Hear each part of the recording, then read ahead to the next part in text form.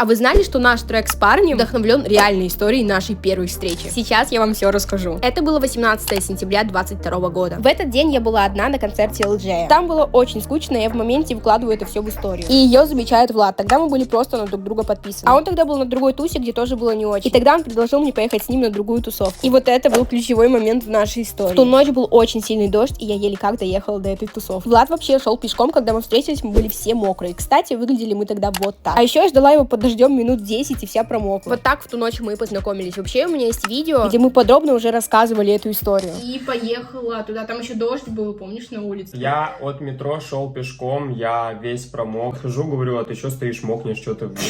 Как-то так получается, этот трек описывает нашу первую встречу.